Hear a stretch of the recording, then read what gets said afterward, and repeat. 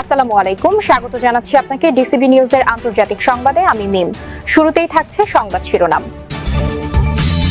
শুরুতে জানিয়ে দিব, ইরানে এক রাতে ২৩০টি বোমা ক্ষেপণাস্ত্র নিক্ষেপ করেছে ইসরায়েল। যুক্তরাষ্ট্রের সঙ্গে গোপন যোগাযোগ, ইরানে যুদ্ধের দামামা বাজাচ্ছে কুর্দিরা। আমিরাত ও কুয়েতে ইরানের ব্যাপক হামলা। হরমুজ প্রণালীর কাছে মাল্টার পতাকাবাহী ট্যাঙ্কারে ইরানের হামলা। যুদ্ধের মধ্যেই ভূমিকম্পে কাঁপল, তবে কি ইরান পারমাণবিক অস্ত্র তৈরি করেছে? সর্বশেষ জানিয়ে দিব, ইরান ইস্যুতে জরুরি বৈঠকে বসছে আরব লীগ। এতক্ষণ শুনছিলেন সংবাদ শিরোনাম, এবার বিস্তারিত। তবে আপনাদের কাছে ছোট্ট একটি অনুরোধ, এই ভিডিওটিতে একটি লাইক এবং কমেন্ট করে জানিয়ে দিন কোন জেলা থেকে বা কোথা থেকে আপনারা আমাদের এই ভিডিওটি দেখছেন এবং শুনছেন। ইরানে রাতভর বোমা হামলা চালিয়েছে দখলদার ইসরায়েল। হামলায় ইসরায়েলের ৮০টির বেশি যুদ্ধবিমান অংশ নেয় এবং মোট ২৩০টি বোমা ও ক্ষেপণাস্ত্র নিক্ষেপ করা হয়েছে। ইসরায়েলি সেনাবাহিনীর বরাতে শনিবার ৭ মার্চ এক প্রতিবেদনে এ তথ্য জানিয়েছে আল জাজিরা। প্রতিবেদনে বলা হয়েছে, রাতভর ইরানের বিভিন্ন এলাকায়, বিশেষ করে রাজধানী তেহরানে একাধিক বিকট বিস্ফোরণের খবর পাওয়া গেছে। ইসরায়েলি সেনাবাহিনীর দাবি, এসব হামলার লক্ষ্য ছিল কয়েকটি সামরিক স্থাপনা। এর মধ্যে রয়েছে ইরানের ইসলামিক রেভলিউশনারি গার্ড কর্পসের। ইরাক ভিত্তিক ইরানি কুর্দি সশস্ত্র গোষ্ঠী খাভাত অর্গানাইজেশনের সেক্রেটারি জেনারেল বাবা শেখ হোসেইনি জানিয়েছেন, ইরানে একটি স্থল অভিযান পরিচালনার জোরালো সম্ভাবনা রয়েছে। আল জাজিরাকে দেওয়া এক সাক্ষাৎকারে তিনি নিশ্চিত করেছেন যে বর্তমানে কোনো আক্রমণাত্মক অভিযান না চললেও দীর্ঘ সময় ধরে এর পরিকল্পনা করা হচ্ছে। হোসেইনি মনে করেন, বর্তমান পরিস্থিতি অভিযানের জন্য অত্যন্ত অনুকূল এবং শীঘ্রই তারা এই পথে হাঁটতে পারেন। হোসেইনি আরও জানান, মার্কিন যুক্তরাষ্ট্র বিভিন্ন মধ্যস্থতাকারী এবং কুর্দি চ্যানেলের মাধ্যমে তাদের সাথে যোগাযোগ রক্ষা করছে।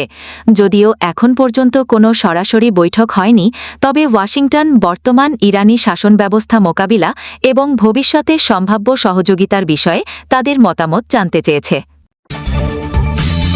যুক্তরাষ্ট্রের সামরিক ঘাঁটিগুলোতে নতুন প্রজন্মের ক্ষেপণাস্ত্র ও ড্রোন ব্যবহার করে বড় ধরনের সমন্বিত হামলা চালানো হয়েছে বলে জানিয়েছে ইরানের Islamic revolutionary guard corps IRGC। শনিবার ৭ মার্চ ইরানের বার্তা সংস্থা ইরনাতে প্রকাশিত বিবৃতিতে বলা হয়, হামলার অন্যতম প্রধান লক্ষ্যবস্তু ছিল সংযুক্ত আরব আমিরাতের আল দাফরা বিমানঘাঁটি। সেখানে নিখুঁত নিশানার ক্ষেপণাস্ত্র ও ড্রোন দিয়ে গুরুত্বপূর্ণ স্থাপনাগুলোতে আঘাত হানা হয়েছে। ইরান উপসাগরে মাল্টার পতাকাবাহী একটি তেলবাহী ট্যাঙ্কারে ড্রোন হামলা চালিয়েছে বলে জানিয়েছে দেশটির Islamic revolutionary guard corps IRGC। ইরানের আধা সরকারি বার্তা সংস্থা তাসনিম এক প্রতিবেদনে বলা হয়েছে, IRGC নৌবাহিনীর বারবার সতর্কবার্তা উপেক্ষা করে হরমুজ প্রণালী এলাকায় চলাচল করায় প্রিমা নামের একটি তেলবাহী জাহাজকে ড্রোন দিয়ে লক্ষ্যবস্তু করা হয়। সংবাদে আরও বলা হয়, আজ শনিবার ৭ মার্চ সকালে এই ঘটনা ঘটে। জাহাজ চলাচল সংক্রান্ত ওয়েবসাইট মেরিন ট্রাফিকের তথ্য অনুযায়ী প্রিমা একটি তেল ও রাসায়নিকবাহী ট্যাঙ্কার, যা মাল্টার পতাকাবাহী। লেবাননের স্বাস্থ্য মন্ত্রণালয় জানিয়েছে, দেশটির পূর্বাঞ্চলীয় বেকা উপত্যকার নাবি শহরে ইসরায়েলি বিমান হামলায় অন্তত ১২ জন নিহত এবং ৩৩ জন আহত হয়েছেন। এই প্রাণঘাতী হামলার ফলে ওই এলাকায় ব্যাপক ধ্বংসযজ্ঞ ও মানবিক বিপর্যয় দেখা দিয়েছে। গত এক সপ্তাহ ধরে ইসরায়েলি সামরিক বাহিনী দক্ষিণ লেবানন এবং বৈরুতের দক্ষিণাঞ্চলীয় শহরগুলোতে বড় ধরনের উচ্ছেদ আদেশ জারি করায় ওইসব এলাকা থেকে সাধারণ মানুষের এক বিশাল গণপ্রস্থান শুরু হয়েছে। সংঘাত শুরু হওয়ার পর থেকে লেবাননে এ পর্যন্ত ২০০-র বেশি মানুষ প্রাণ হারিয়েছেন এবং প্রায় ৯৫,০০০ মানুষ তাদের ঘরবাড়ি ছেড়ে পালিয়ে যেতে বাধ্য হয়েছেন।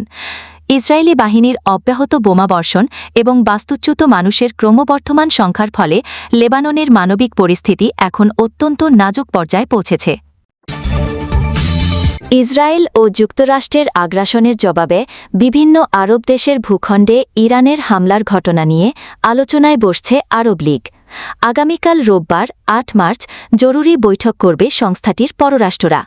সংস্থাটির সহকারী মহাসচিব হোসাম জাকি এ তথ্য জানিয়েছেন বলে জানিয়েছে বার্তা সংস্থা এএফপি। জানা গেছে ভিডিও কনফারেন্সের মাধ্যমে এই বৈঠক অনুষ্ঠিত হবে। হোসাম জাকি বলেন, কুয়েত, সৌদি আরব, কাতার, ওমান, জর্ডান এবং মিশর এই জরুরি বৈঠকের আহ্বান জানিয়েছে।